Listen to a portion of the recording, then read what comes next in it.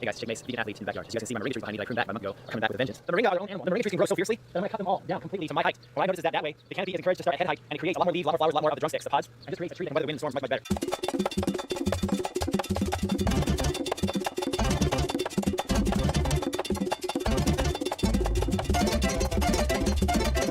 Okay, grow, that's about a month.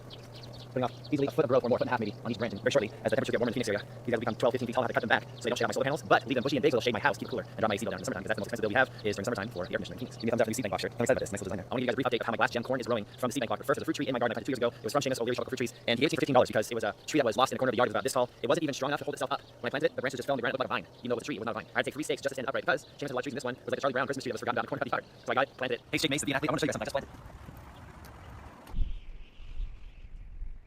2 years later, here's what it looks like now.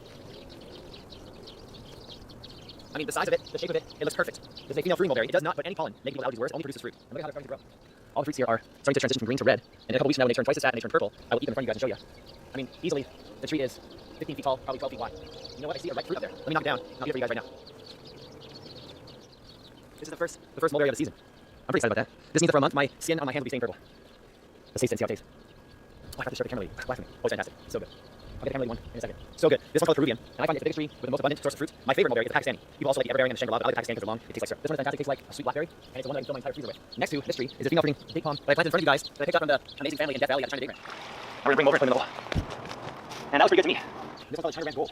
It's the first date palm in my yard that's actually fruiting and flowering. Look at the flowers. That's what female date flowers look like. This is the first time this tree ever flowered before.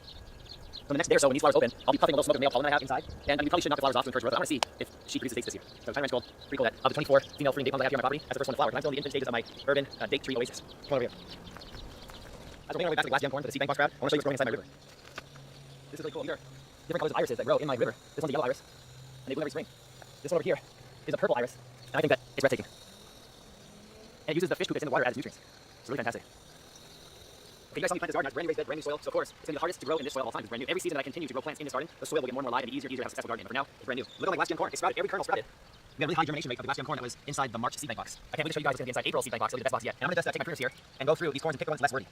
So see these 3 stalks of corn here. Obviously, this one right here looks to be the biggest and strongest. So even though they're all my babies, this have to do. We have to trim back the lesser ones in order to give more strength to the one that remains. I don't pull the roots out. I want the roots to biodegrade back into the soil. So I just leave these guys right here as mulch. And I'm going to just go through and cut the less worthy corn stalks away.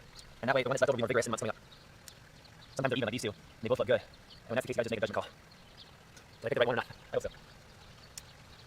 The springtime garden looks so good. Everything starting to grow again. My pecan tree is the last tree to bud out the spring. It's finally starting to grow. You guys look over here in my martial arts section. I had the blood orange tree that was a baby last year and growing really well. All this new growth. Really nice. And behind the blood orange tree is this passion fruit. This is a Frederick passion fruit. They also call it passion flora edulis. This passion fruit was planted by me in Green's garden about a year and a half ago, and it's now starting to grow really vigorously. I gave it a temporary trellis so it reaches the top of my 7-foot tall wall here. This wall is 7 feet as per city code because behind the trash alley. And now passion fruit is growing pretty well. It's even made its way over the wall. Let's go into the trash alley and I'll show you guys what it looks like on the trash alley side. Truthfully, when I planted this passion fruit vine, I didn't know if this microclimate would be good for this variety of edible vine, and it's proving to be very good. I can't wait for the first flower. Oh, here's the first flower. Wow, this is the first flower the passion vine ever produced. Amazing. Look at all the other flower buds ready to pop. Okay, so this is the year that this new passion fruit vine, which cost me $18, is now starting to produce fruit. And so many people who are involved in my urban gardening and Arizona Facebook group have been posting about the price of fruits at the store that are unreasonably priced high. And people have been posting lately passion fruit that's been $3, $4 a piece. Well, I found that passion fruit grows really well in Phoenix. The winter time knocks it back a little bit, but you get a good mulch and a good microclimate, it'll grow great like this. So I'm hoping that the passion fruit vine will eventually take over the entire wall. I just went out and purchased 3, no 4 more passion fruit vines so I can fill in these gaps until my entire wall eventually will be a green wall full of edible passion fruits. In my edible landscape, I'm really passionate about growing native trees and native bushes and cactus because I'm in the desert. And the nopales or the nopalitos or the prickly pear is one of my favorite edible cactus to grow. Not only are they pads edible, you can grill them on barbecue like you would portobello mushroom or sweet peppers. You can also use the prickly pear pads medicinally by kind of reducing them down into a clear gel that has healing properties. And our cell YouTube videos, I don't know how to do that. But when they flower and fruit, they produce a delicious fruit called a tuna or tunas, las tunas, and a really high anti-inflammatory, great for athletes. So these 3 prickly pears in particular are the most delicious fruits I've ever come across. This one had purple fruits that were no joke, they were this big around. This one back here had green fruits this big around. The one in front of you guys had circular fruits, purple, the size of a softball.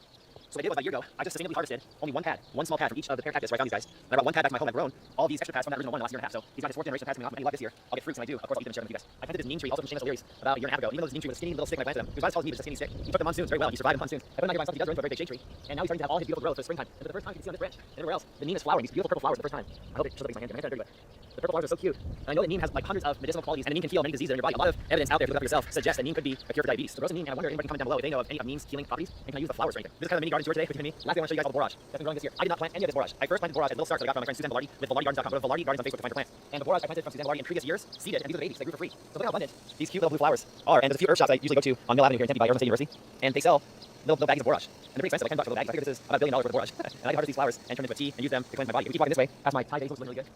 You can see how this borage is unique because it has blue flowers, and in between the blue, it also has pink flowers. There's a bee right there. The bees frequent the flowers all day, and they never hurt you because they're all built down high up the pollen.